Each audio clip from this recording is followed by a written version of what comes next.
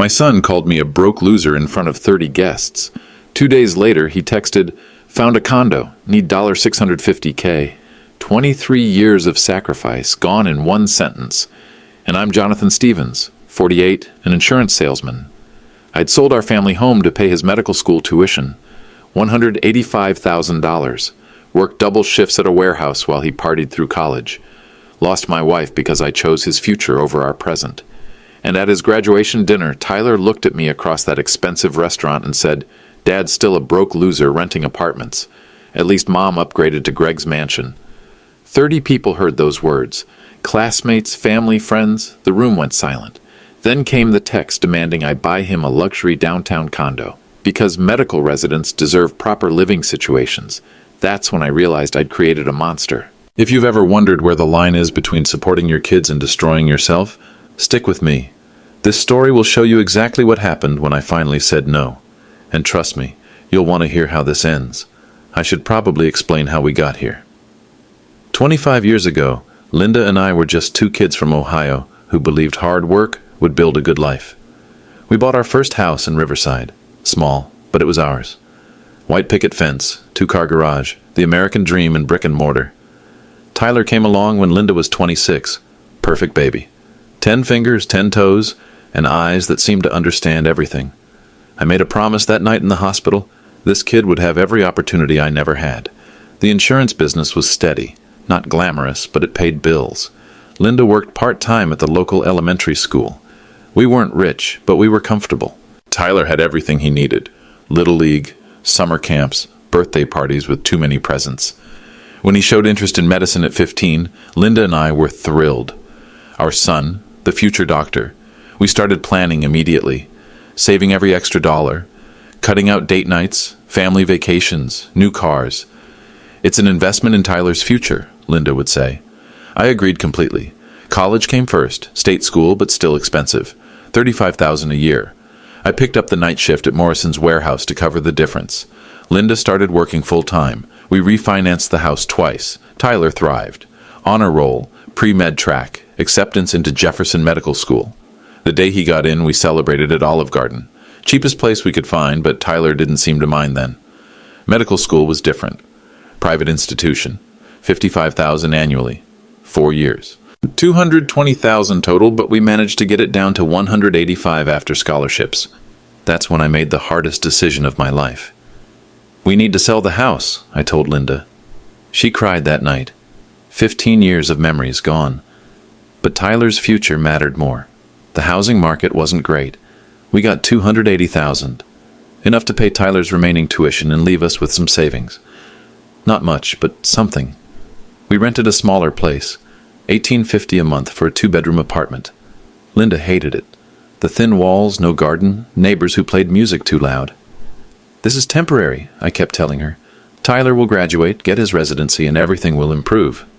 But the stress was eating at our marriage.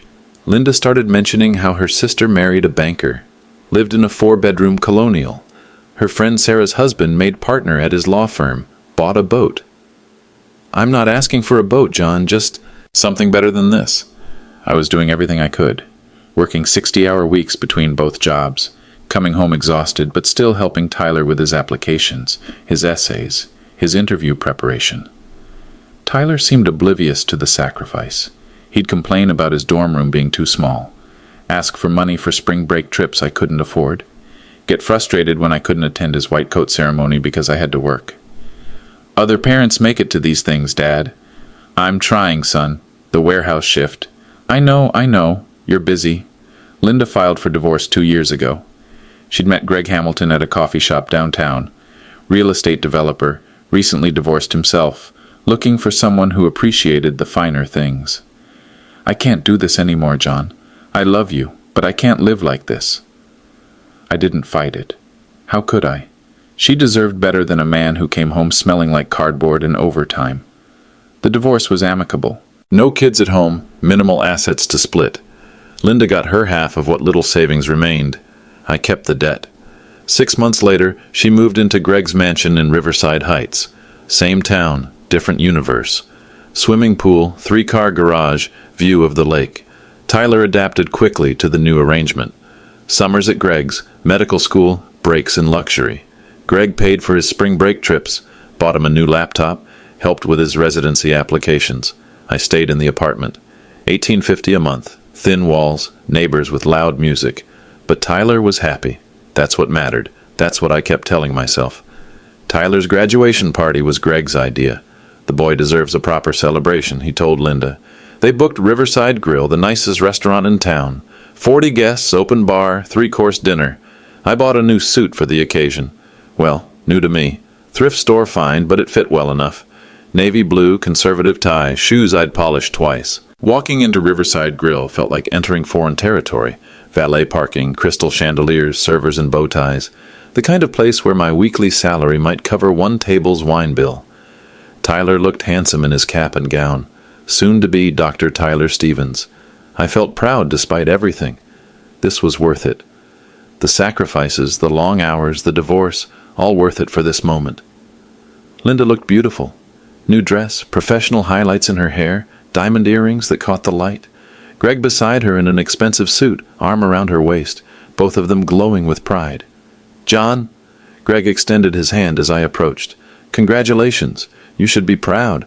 Tyler's accomplished something remarkable." "Thank you. Yes, I am proud." Greg seemed genuine. I'd always found it hard to hate him. He wasn't the reason Linda left. The financial strain was. Greg was just the solution she found. Tyler was surrounded by friends from medical school, classmates who'd also just graduated.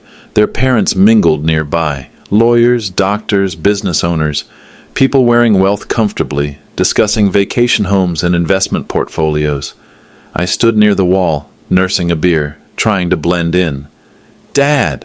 Tyler spotted me and waved me over. "Come meet my friends." I approached the group. 8 or 9 20-somethings, all dressed well, all radiating the confidence that comes from never worrying about money.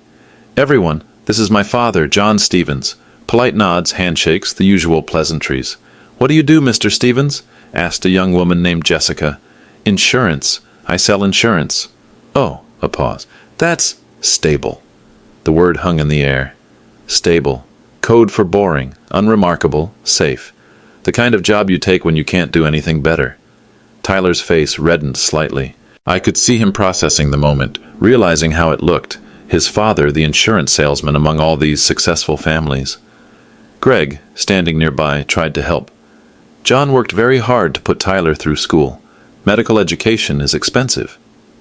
"I'm sure," said Jessica, but her tone suggested she had no real idea what expensive meant to people like me. Another classmate, Michael, jumped in. "My dad's in finance, says the insurance industry is pretty competitive these days." "It is," I agreed, "but it's honest work." "Of course," Michael said quickly. "I didn't mean, it's fine." I smiled, trying to ease the tension. But Tyler wasn't smiling. He was staring at his shoes, jaw tight, clearly embarrassed. When someone asked about his family background, he deflected. "Let's talk about residency programs instead." The conversation moved on, but the damage was done. Tyler avoided eye contact with me for the rest of the evening. During dinner, he sat between Greg and Linda, leaving me at the opposite end of the table with distant relatives and family friends. I watched Greg cut Tyler's steak for him, a fatherly gesture that should have been mine to make. Watched Linda beam with pride as Tyler described his residency interviews. Watched my son laugh at Greg's stories about his college days. I felt like a guest at my own son's celebration. After dinner, there were speeches. Greg stood first, raising his glass. To Tyler. "Watching you grow into the man you are today has been one of life's great privileges. Your determination, your intelligence, your compassion, these qualities will make you an exceptional physician." Applause. Tyler beamed. Linda spoke next. "My baby boy, now Dr. Stevens. I've never been prouder." More applause. Tyler hugged her. Then Tyler stood for his own remarks. "I want to thank everyone who supported me through this journey. Greg, thank you for showing me what success looks like. Mom, thank you for always believing in me." He paused, looking around the room. "And of course my father." Here it comes, I thought. Recognition, acknowledgement of the sacrifice. Tyler's voice changed, became harder. "Dad's still a broke loser renting apartments, but hey, at least Mom upgraded." The room went silent. 30 people staring, some shocked, others embarrassed. Linda's face went white. Greg frowned disapprovingly. "Tyler," Linda whispered, But Tyler wasn't done. I mean, let's be honest, some of us improve our circumstances and some of us don't. I sat frozen, wine glass halfway to my lips, trying to process what had just happened. My son, the son I'd sacrificed everything for, had just publicly humiliated me in front of family and friends. The silence stretched until Greg cleared his throat. Perhaps we should move to dessert. Conversations resumed awkwardly. I excused myself to the bathroom, where I stood in front of the mirror for 5 minutes, trying to regain composure. When I returned, Tyler was laughing with his friends as if nothing had happened. I stayed another hour out of politeness, then quietly left. Nobody seemed to notice.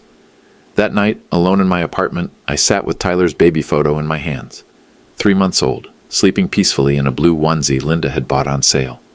"Daddy will always take care of you," I'd whispered that day. I kept that promise. Maybe too well. The memories came flooding back, every sacrifice, every compromise, every time I said yes when I should have said no. Tyler at 6, wanting expensive soccer cleats like his teammate. $200 I couldn't afford, but I bought them anyway. If Tyler feels good about himself, he'll perform better, I rationalized.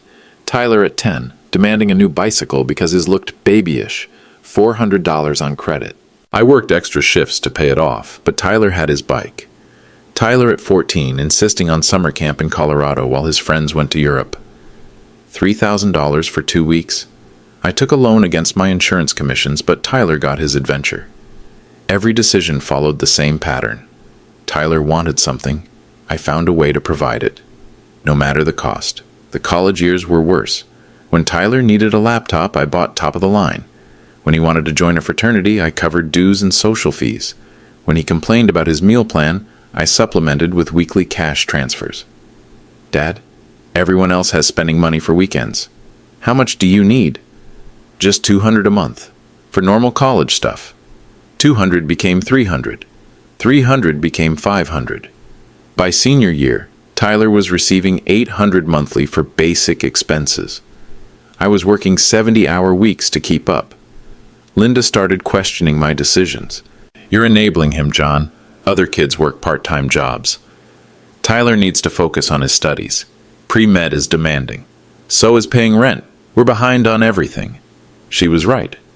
We were juggling credit card payments, postponing doctor visits we couldn't afford, eating pasta 3 nights a week, while Tyler dined out with fraternity brothers. But medical school, that's where things truly spiraled. The tuition was bad enough, $55,000 annually. But Tyler had developed expensive tastes during college. He needed to live in the nice apartment complex near campus. "All the serious students live here, Dad. Networking is important. $1,800 monthly for rent, in addition to tuition. He needed a car suitable for clinical rotations. I can't show up to hospital rounds in some beat-up old car. Appearance matters in medicine. $25,000 for a reliable Honda. I co-signed the loan. He needed professional clothing for interviews and clinical work. Cheap suits look cheap, Dad. Investment in my future. $3,000 at Men's Warehouse. Another credit card. Every semester brought new, essential expenses. Medical board prep courses, conference fees, interview travel costs, equipment and books. I said yes to everything. Borrowed against my life insurance policy. Maxed out credit cards. Took a second mortgage before selling the house. This is temporary, I kept telling myself. Once Tyler finishes residency, starts practicing, he'll help pay things back.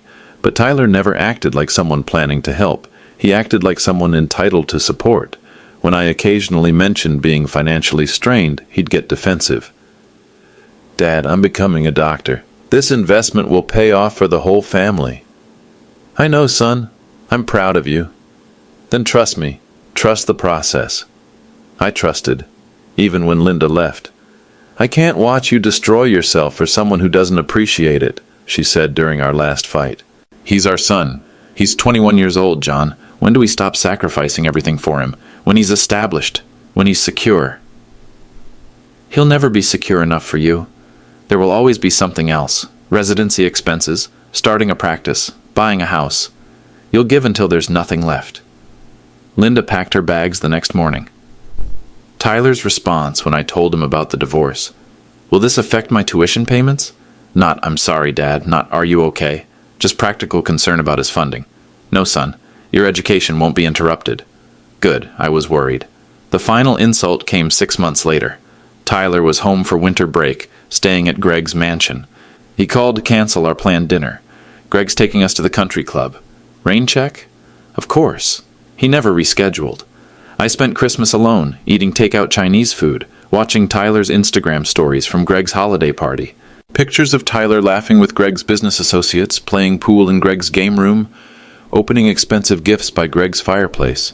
The last photo showed Tyler and Greg wearing matching watches, Rolexes from the look of them. The caption read, "Best stepfather ever." Not stepfather, he'd written stepfather. That's when I realized the truth. I'd raised Tyler to see love as transactions. Money equaled affection.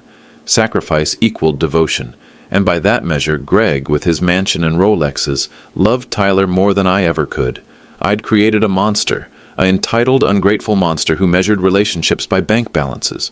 But even then, sitting in my 1850 apartment, looking at credit card bills and overdue notices, I still hoped graduation might change things. Maybe Tyler would acknowledge what I'd done. Maybe he'd express gratitude. Maybe we'd finally have that father-son conversation where he recognized my sacrifice. Instead, he called me a broke loser, in front of 30 people, after everything I'd given up. That's when I understood. Tyler didn't see my sacrifice as love. He saw it as obligation, my natural duty to fund his dreams while he felt ashamed of my existence. The realization hit like a physical blow. 23 years of unconditional support, $185,000 in education costs, a marriage lost, a house sold, my health compromised from overwork. And Tyler's response was public humiliation. Something had to change. Tyler's text arrived Sunday morning at 9:47 a.m. Dad found the perfect place. Downtown condo, great for residency. Secure building, gym, rooftop deck, $650K. You can handle the down payment and co-sign the mortgage. I'll pay you back when I'm attending. No, please. No, if possible. Just expectation. A second text followed immediately.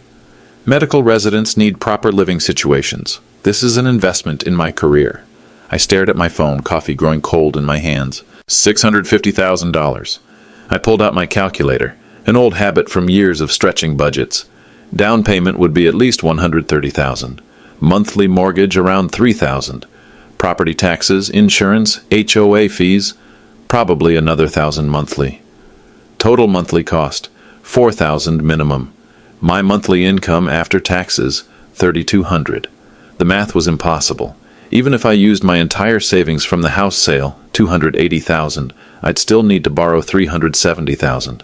No bank would approve me for that amount.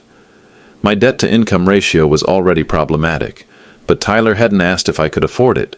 He'd simply assumed I would make it work, just like I always had. That assumption told me everything. In Tyler's mind, I existed to solve his problems. His comfort mattered more than my stability. His future mattered more than my present. His embarrassment about my lifestyle mattered more than my dignity. I wasn't his father. I was his personal ATM with inconvenient emotions. The revelation should have made me angry. Instead, it brought clarity. For 23 years, I'd operated under a false premise, that unconditional support would create gratitude and love. Instead, I'd created entitlement and contempt. Tyler didn't respect me because I'd never required respect. He didn't value my sacrifice because I'd never attached conditions to my giving. I'd confused enabling with loving. My phone buzzed. Another text. Dad, did you see my messages? Time sensitive. Need to put in offer today. Time sensitive, of course. Tyler's schedule always took priority. I walked to my bedroom, opened the small safe where I kept important documents. House sale paperwork showing the $280,000. Bank statements revealing my modest savings. Credit card bills totaling $43,000. Insurance policy I'd borrowed against twice. Everything I owned laid out in paper form. Then I pulled out Tyler's baby pictures. The hospital bracelet from his birth. His first report card, all A's. Award certificates from high school. Medical school acceptance letter. Evidence of my love. Documentation of my pride. But love shouldn't bankrupt the lover. Pride shouldn't humiliate the proud. I thought about Linda, now happy with Greg. She'd found someone who could provide without depleting himself.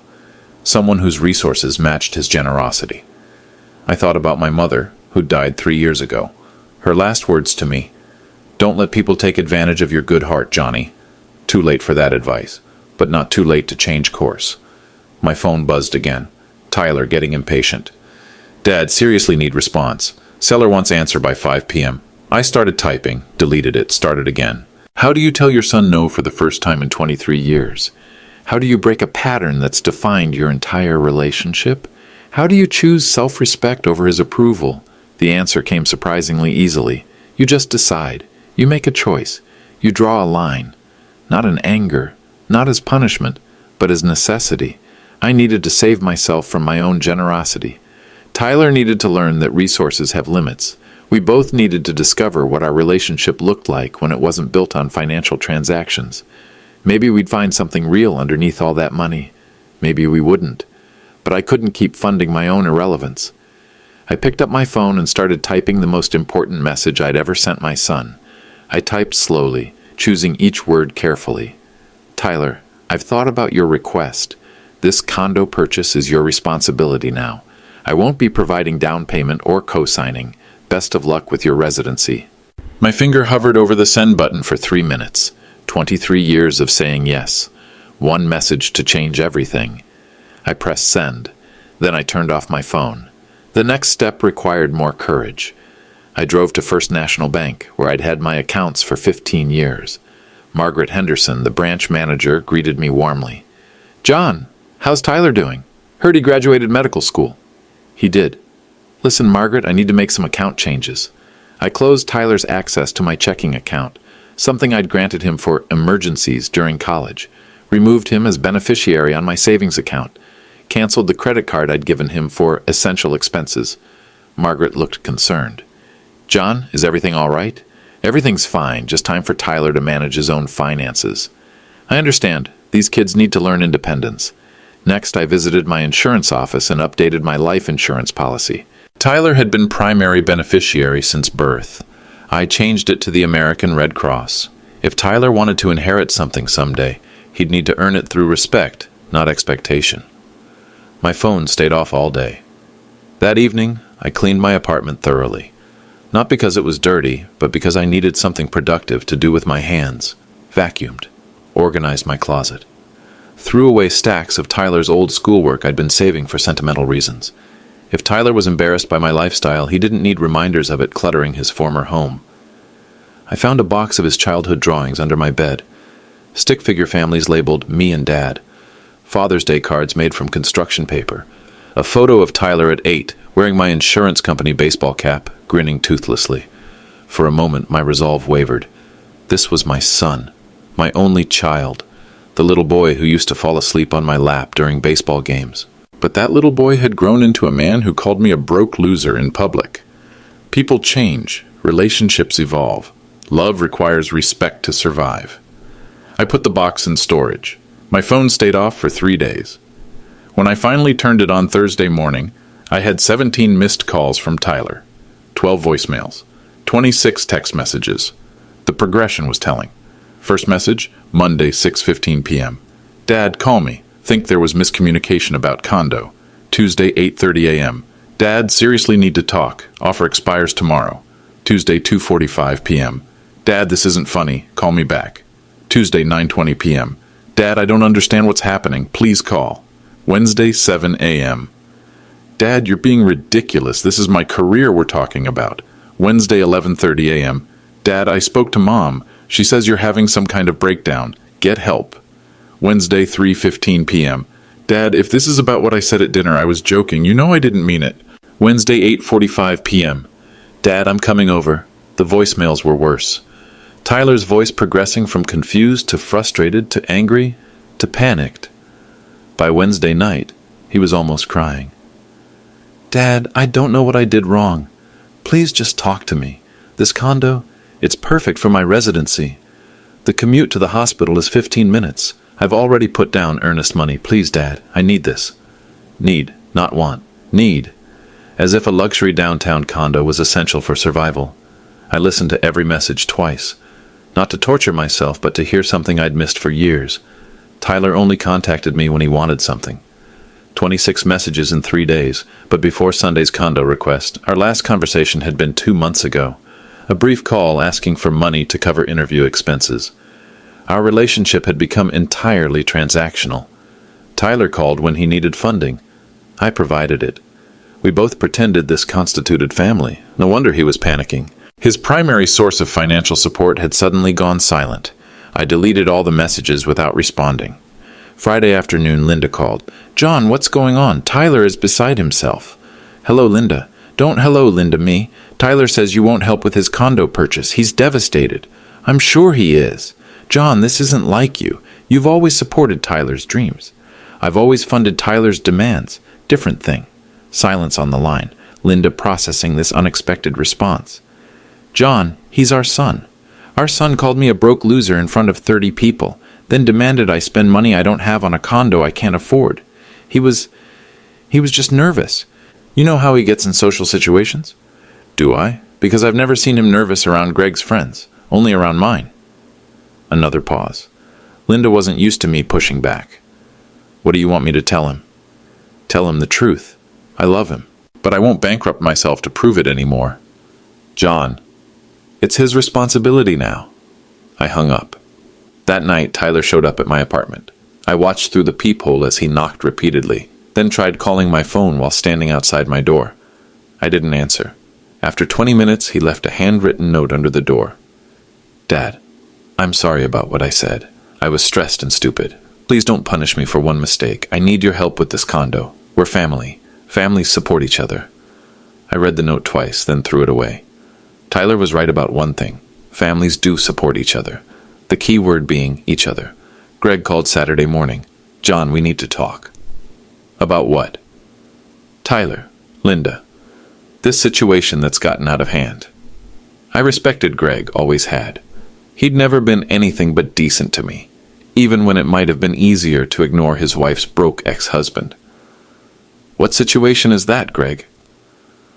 "Come on, John. You know what I'm talking about. Tyler needs help with this condo purchase. He's starting his residency in 6 weeks. Tyler is 23 years old. He can figure out his own housing." "John, be reasonable. Medical residents don't make much money the first year. He needs family support during the transition." "He has family support. You and Linda live in a 4-bedroom house with a guest wing." Silence. Greg was processing the implication that Tyler could live with them instead of demanding I buy him a condo. That's not practical.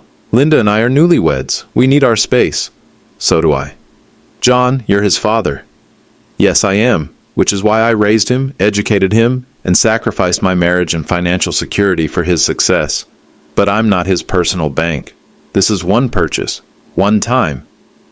"Greg, Tyler has never asked me for anything just once. The soccer cleats became monthly equipment fees. The college laptop became semester expenses. The car became insurance payments and maintenance costs. Nothing with Tyler is ever one time." Greg's voice softened. "I understand you feel taken advantage of." "I don't feel taken advantage of, Greg. I was taken advantage of. For 23 years. And I'm done. What if we structured it as a loan? Tyler could pay you back. With what money? Residents make $45,000 a year. After taxes, rent, food, transportation, there won't be anything left for loan payments. You know this." Another pause. Greg was realizing the mathematics didn't work. "Maybe Linda and I could help. Then you buy Tyler his condo. Problem solved." "John, that's not... We can't just... Why not? You've been acting as his father for 3 years. His graduation party, his spring break trips, his interview clothes. You've already invested in his future." "That's different." "How is it different?" Because you're his biological father, and you're his stepfather. You married his mother. That comes with responsibilities." Greg was getting frustrated. I could hear it in his voice. "John, what Tyler said at the party was inappropriate. Linda and I both told him that. But you can't punish him forever." "I'm not punishing him. I'm stopping enabling him." "What's the difference?" "Punishment would be revenge. This is consequence. Tyler needs to learn that actions have results. He's starting his medical career, in a field that will pay him well once he's established. He chose medicine. He can handle the financial realities that come with that choice." I heard Greg sigh. "John, Tyler is family. When family needs help..." "Greg, let me ask you something. How much have you spent on Tyler in the 3 years you've known him? That's not relevant. Humor me. Another pause. Greg calculating. I don't keep track of things like that. Estimate. Maybe 20,000, 30, vacations, gifts, helping with interview expenses. I've spent 185,000 on his education alone, plus housing, food, car payments, insurance, clothing, entertainment, and emergency funds for 8 years. Probably 300,000 total. Silence. Greg, you spent 30,000 and got gratitude, respect, and a stepson who considers you the best stepfather ever. I spent 300,000 and got called a broke loser in public. John, Tyler respects you because you set boundaries. You help when it's convenient and appropriate. You don't sacrifice your financial security to prove your love. Maybe that's because I'm not his biological father. Or maybe it's because you're smarter than I was. Greg was quiet for a long time. What do you want from this situation, John? I want Tyler to take responsibility for his own life. I want him to understand that respect is required for relationships to work, and I want to stop being an ATM with inconvenient emotions. And if he can't afford the condo, then he'll find something he can afford, like every other medical resident in history. John, you're being harsh. Greg, Tyler makes $45,000 a year starting in 6 weeks. That's more than I made my first 5 years in insurance. He'll be fine. But the downtown location is a luxury, not a necessity. Plenty of residents commute. His friends will all be living downtown. Then Tyler needs better friends, or a second job to pay for the lifestyle he wants. Greg sounded defeated. Linda's not going to like this. Linda chose her priorities when she divorced me. Tyler is her responsibility now, too. That's not fair. Fair would have been Tyler showing gratitude instead of contempt. Fair would have been him asking politely instead of demanding. Fair would have been him acknowledging what I've already sacrificed. He's young, John. He'll mature. Then this will help him mature faster. The line was quiet for nearly a minute. John, is there anything that would change your mind? Tyler could start by apologizing. Sincerely. Not because he wants something, but because he understands what he did wrong. And then we'd see. Maybe we could build a relationship based on respect instead of transactions. What if he can't afford any decent housing? Greg, you and Linda live in a 4,000 square foot house. Tyler has options. Another long pause. I'll talk to Linda. You do that. John? Yes? For what it's worth, I think Tyler loves you. He just doesn't know how to show it appropriately. Love without respect isn't love, Greg. It's manipulation with good intentions. I hung up. 30 minutes later, Tyler texted, Dad, Greg says you won't help because I hurt your feelings. If this is about respect, I'm sorry. I respect you. Now can we move forward? I read the message 3 times. An apology focused on moving forward, not understanding backward. An acknowledgement of hurt feelings, not damaged dignity. A promise of respect followed immediately by another demand. Tyler still didn't understand. I turned off my phone and went for a walk. It was time for the final conversation. Tyler showed up Monday evening with Linda. I watched them through the peephole. Mother and son, both looking determined. Linda held a folder, probably financial documents proving Tyler's need for support. They knocked for 5 minutes before I opened the door. Dad, we need to talk. Hello, Tyler, Linda. They followed me into my small living room. Tyler sat on the couch he'd once complained was embarrassing when friends visited. Linda remained standing, surveying the apartment she'd called temporary for 2 years. John, this has gone on long enough, Linda began. Tyler starts his residency in 4 weeks. He needs stable housing. He has stable housing options. This apartment complex has 1-bedroom units for $800 a month. $800? Tyler looked horrified. Dad, I can't live here. This place is... He stopped himself, realizing where he was.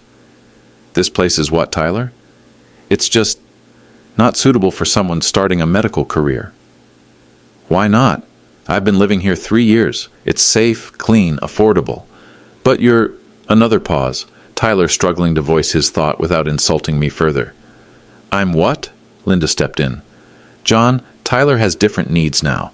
Professional image matters in medicine. Does it? Because his residency program assigned him to County General. 40% of their residents live in subsidized housing or share apartments with roommates. Tyler looked surprised. How do you know that? I researched it. After you asked me to fund a $650,000 condo, I looked into standard resident housing. Linda opened her folder. John, we've prepared a financial plan. Tyler could pay you back over 5 years once he finishes residency and starts practicing. I examined their documents. Neat spreadsheets showing Tyler's projected income as an attending physician. Monthly payment schedules, interest calculations. This assumes Tyler gets a high-paying specialty position immediately after residency. He's very smart, Linda said. His grades don't guarantee anything. 50% of medical school graduates end up in primary care, making $150,000 annually. After taxes, student loans, and living expenses, Tyler would have maybe $2,000 monthly for loan payments. Tyler shifted uncomfortably. I'm planning to specialize. Planning isn't guaranteeing. What's your backup plan if you don't get accepted into a specialty program? I'll get accepted. Based on what? Your charm? Your connections? Because your academic performance is good but not exceptional. Tyler's face reddened. Dad, you don't know what you're talking about. Tyler, I researched medical career statistics for 3 hours yesterday. 60% of students who apply for competitive specialties get rejected their first attempt. Linda looked uncomfortable. John, you're being very negative. I'm being realistic, something this family has avoided for 23 years. I handed back their financial projections. These numbers assume everything goes perfectly in Tyler's career. No setbacks, no extended residencies, no periods between positions. Real life doesn't work that way. Tyler stood up, agitated. Dad, why are you sabotaging my future? I'm not sabotaging anything. I'm refusing to mortgage my future for your preferences. My preferences? This is my career. No, Tyler. Your career is medicine. Your preference is living in a luxury condo instead of affordable housing. There's a difference between affordable housing and this.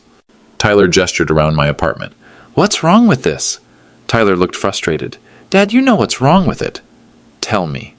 It's beneath someone with a medical degree. The words hung in the air. Linda closed her eyes, realizing Tyler had just proved my point. I see. So the apartment that's been my home for 3 years is beneath you, but asking me to bankrupt myself isn't beneath you. That's not what I meant.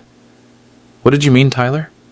I meant I've worked hard to improve my circumstances. I deserve better opportunities. And what about my circumstances? Don't I deserve better than financial ruin? Dad, you'll be fine. Insurance sales will cover your basic needs. Insurance sales, my basic needs. I repeated his words slowly. Tyler, do you hear yourself? Tyler looked confused. You've just told me that your comfort matters more than my security. Your image matters more than my dignity. Your preferences matter more than my financial survival. I didn't say that. You said this apartment is beneath someone with your education. You said insurance sales will cover my basic needs. You said you deserve better opportunities. Tyler was quiet. Tyler, what do I deserve? Dad, you're my father. Fathers help their children succeed. And children respect their fathers. When did you stop respecting me? Tyler couldn't answer. Linda tried to intervene. John, Tyler's just stressed about starting his career. Linda, Tyler called me a broke loser in public, then demanded I spend money I don't have. Now he's telling me I deserve basic necessities while he deserves luxury. At what point do we acknowledge this isn't stress? It's contempt. The room was silent. Tyler, I love you, but I respect myself too much to fund my own humiliation. Tyler's eyes filled with tears. Dad, I'm sorry about what I said at the party. I was nervous and stupid. I believe you're sorry, but sorry doesn't change what you revealed about how you see me. What do you mean? Tyler, in your mind, what's my purpose in your life? Another long pause. You're my father. And what does that mean to you? Tyler struggled to answer. The silence told me everything. He'd never considered my purpose beyond providing for him. I raised you better than this. Tyler left without another word. Linda lingered in the doorway. John, he's scared. I know. This is the first time in his life he's faced real financial pressure. I know that too. Linda sat back down, looking around my apartment with different eyes, taking in the second-hand furniture, the small television, the stack of bills on my kitchen counter. I never really understood what you sacrificed. I didn't want you to understand. I wanted Tyler to have everything. At what cost to yourself? I thought the cost was worth it. Children should have better lives than their parents. But Tyler doesn't appreciate what you gave up. I nodded. He sees it as obligation, not gift. Linda was quiet for several minutes. John, what if Greg and I help with the condo? Split the cost. Then you'll learn what I learned. Tyler's gratitude has a half-life of about 6 months. What do you mean? Linda, how did Tyler thank Greg for paying his spring break trips? He wrote a nice note. And then? Linda thought. Then he asked if Greg could help with his car insurance. Exactly. Greg's generosity became the new baseline. Tyler didn't see it as a favor. He saw it as proof that Greg could afford to help more. Linda looked uncomfortable. The same thing happened with me every time. I'd make a sacrifice. Tyler would be grateful briefly. Then that sacrifice became the expected minimum for future requests. But if we don't help him, Tyler will figure it out. Medical residents have been solving housing problems for decades without family-funded condos. He might have to live somewhere less desirable. Like here? Linda blushed. John, I didn't mean. Yes, you did, and that's fine. This apartment isn't glamorous, but it's clean, safe, and affordable. Tyler could do worse. He could also do better. With his money, yes. With mine, no. Linda stood up, preparing to leave. John, are you sure about this? Linda, Tyler doesn't call me unless he wants something. He hasn't visited this apartment in 8 months. He's embarrassed to introduce me to his friends, but somehow I'm supposed to prove my love by buying him real estate? When you put it that way. How would you put it? Linda considered. I guess I never thought about what we were asking of you. Because I never said no. I made it seem easy. Was it hard? I laughed, but not with humor. Linda, I worked 80-hour weeks for 4 years to pay Tyler's medical school tuition. I sold our house. I destroyed my credit. I postponed my own medical care because I couldn't afford insurance deductibles. Linda's eyes widened. John, you should have told us. What would you have done differently? She couldn't answer. Linda, you left me because I couldn't provide the lifestyle you wanted. Tyler's embarrassed by me for the same reason. But I'm the one you both expect to solve financial problems. We never meant to make you feel used. Yes, I know. That's what made it so hard to recognize. You both genuinely believed I should want to sacrifice everything for family happiness. Linda gathered her folder. What happens now? Tyler learns to live within his means. You and Greg decide how much you want to help him. I rebuild my life without going deeper into debt. And if Tyler can't afford decent housing on a resident's salary? Then Tyler finds roommates, applies for subsidized housing, or moves back home with you and Greg. John. Linda, Tyler is 23. Most people his age are supporting themselves entirely. Medical residency pays $45,000 annually, more than I made until I was 30. But his friends will respect him for his work ethic and integrity, or they're not good friends. Linda paused at the door. John, do you think Tyler will ever understand what you did for him? Maybe, when he has children of his own, or maybe never. Does that make you sad? I considered the question carefully. It makes me disappointed, but not sad enough to keep enabling behavior that hurts us both. I still love you, you know, as Tyler's father. I know, and I still love Tyler, but love doesn't mean saying yes to everything. After Linda left, I sat in my small apartment, listening to the silence. For the first time in 3 years, it felt peaceful instead of lonely. 3 weeks later, Tyler called. Dad, I found a place. Good. It's a 1-bedroom apartment near the hospital, $700 a month. That sounds reasonable. I have a roommate, another resident. We're sharing expenses. Smart choice. A long pause. I waited. Dad, I want to apologize, really apologize. Not because I want something, but because I understand what I did wrong. I'm listening. I took your sacrifices for granted. I treated your love like obligation, and I was ashamed of you instead of proud of what you accomplished. I felt my chest tighten. Go on. Dad, I didn't understand what you gave up until I started managing my own budget. $45,000 sounds like a lot until you start paying rent, groceries, transportation, loan payments. I can barely make ends meet, and that's with roommate help. Most people learn to budget gradually. You never let me learn gradually. You solved every problem before I could figure out solutions myself. This was the conversation I'd hoped for 23 years, Tyler finally understanding cause and effect. Dad, I calculated what you spent on my education. $185,000 plus housing, food, everything else. I looked up average insurance salesman salaries. You gave me more than you made for yourself. I wanted you to have opportunities. I know, but I confused opportunities with entitlement. I thought because you could afford things, somehow, you should afford everything I wanted. Tyler, Dad, let me finish. I called you a broke loser in front of 30 people, the man who sacrificed everything for my success. There's no excuse for that. I was quiet, processing his words. I don't deserve your forgiveness, but I'm asking for a chance to earn it. How? By proving I can take care of myself. By treating you with respect regardless of my financial situation. By showing gratitude instead of expectation. Tyler, I've always loved you. That never changed. I know, but love isn't the same as respect. I need to earn your respect back. You're starting to. Tyler's voice broke slightly. Dad, I'm scared I ruined everything between us. You didn't ruin everything. You revealed something that needed fixing. Can it be fixed? We're fixing it now. Another pause. Dad, would you like to have dinner sometime? My treat. Nothing expensive. I can't afford much yet. But maybe we could just talk about things other than money. I smiled for the first time in weeks. I'd like that. How about Saturday? There's a diner near my apartment. Food's decent. Prices are reasonable. Saturday works. Dad? Yes. I'm proud to be your son. I should have said that 3 weeks ago. You said it now. That's what matters.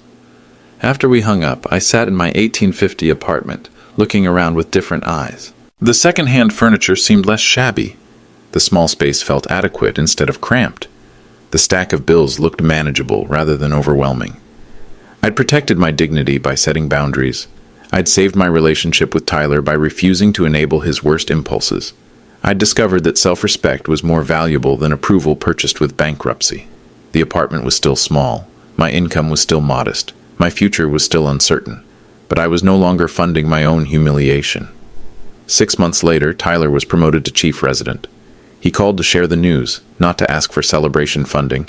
We'd been having regular dinners, his treat when he could afford it, my treat when he couldn't. We talked about medicine, baseball, books he was reading, memories from his childhood. Money rarely came up. Linda and Greg had helped Tyler buy basic furniture for his apartment, but nothing extravagant. Tyler seemed genuinely grateful for their support instead of treating it as obligation. Our relationship wasn't perfect. 23 years of unhealthy patterns don't disappear overnight. But we were building something based on mutual respect instead of financial dependency. Tyler still lived modestly. He'd learned to cook, shop for bargains, appreciate small luxuries instead of demanding large ones. His medical training was excellent, his work ethic impressive, his future promising. More importantly, he'd learned to value relationships over transactions. The downtown condo Tyler had insisted he needed? Another resident moved in and complained constantly about the expense, the long commute during rotation changes, the isolation from colleagues who couldn't afford the neighborhood. Tyler's shared apartment near the hospital had become the gathering place for his residency class. Potluck dinners, study sessions, celebrations for small victories. Community built on shared struggle instead of individual privilege. Dad, Tyler told me recently, not getting that condo was the best thing that ever happened to me. Why? Because it taught me the difference between wanting something and needing it. Most of the things I thought I needed were just things I wanted. And most of the things I thought would make me happy were just things that would make me look successful to people whose opinions don't matter. That's when I knew Tyler had truly grown up. Not when he graduated medical school, not when he started his residency, but when he understood that contentment comes from within, not from external validation funded by other people's sacrifice. If you've ever struggled with setting boundaries with family members who take your generosity for granted, remember this. Love doesn't require financial sacrifice. Respect doesn't come from unlimited giving. And sometimes the kindest thing you can do for someone is refuse to enable their worst impulses. Real love teaches responsibility. Real respect requires boundaries. Real family supports each other without destroying themselves. Have you ever had to choose between your financial security and family approval? How did you find the balance between generosity and self-preservation? Share your story in the comments, because everyone deserves relationships built on respect rather than obligation.